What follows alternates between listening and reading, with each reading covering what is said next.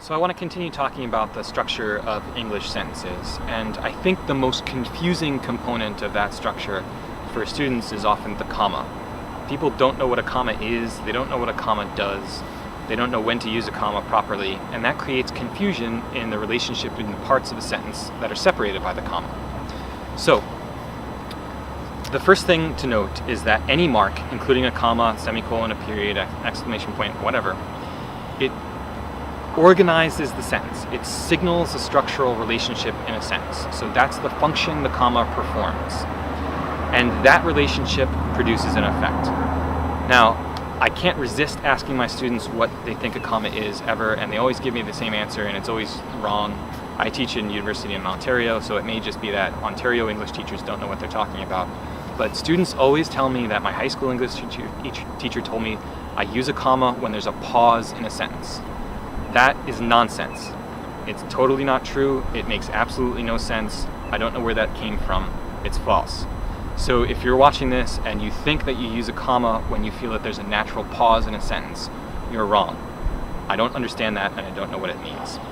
There are 4 uses of a comma, and those 4 uses signal specific relationships in a sentence.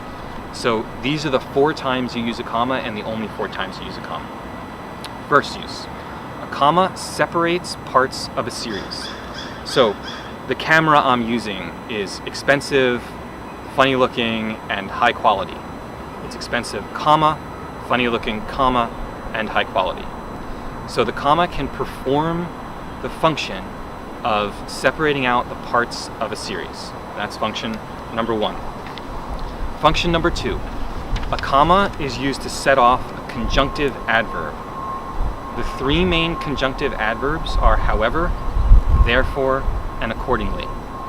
If ever you use the word however at the beginning of a sentence, it's however, comma. If you use however in the middle of the sentence, it's comma, however, comma. We want to set off a conjunctive adverb because a conjunctive adverb is a powerful statement about the relationship either between 2 parts of a sentence or a preceding sentence and the subsequent phrase that comes after the sentence. However, signals a strong logical relationship between the thing that comes after it and the thing that comes before it. Third, a comma also separates 2 adjectives which modify the same noun.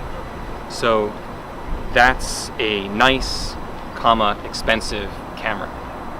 I use the comma between nice and expensive because I'm signaling that those 2 adjectives both belong or both modify the same noun. So 2 or more adjectives modifying the same noun have to be separated by a comma. The 4th rhetorical function of the comma is perhaps the most misunderstood and the most important. A comma sets off elements of a sentence not essential to the meaning of the sentence. So, comma sets off elements of a sentence that are not essential to that sentence. Usually, that's a prepositional phrase. So if I say, the students answered all the questions, comma, which dealt with grammar, I'm telling the reader that the key component of the sentence is the fact that the students answered all the questions, not the thing that came after the comma. So you can take the thing after the comma out, and you'd still have a complete and good sentence. In that same sentence, I could leave the comma out, and I could say that the students answered all the questions which dealt with grammar, without a comma before the which. When I leave the comma out, I'm telling the reader that the fact that all of the questions had to do with grammar is essential to the meaning of the sentence. It's integral. I can't get the meaning without it. So I do not use a comma. Same sentence, both are appropriate to use and to not use the comma. The comma performs the rhetorical function of signaling to the reader that the thing that comes after it is not essential to the sentence. So those are the 4 functions of the comma. Set off things in a series, set off a conjunctive adverb, or modify, or when 2 adjectives are modifying the same noun, they're set off from one another, and when you're setting off a phrase that's not essential to the meaning of the sentence. If you're using a comma for some other purpose, you're going to confuse the reader. Or if you're using a comma because you think the thing that comes after it is essential for the sentence, You're going to confuse the reader.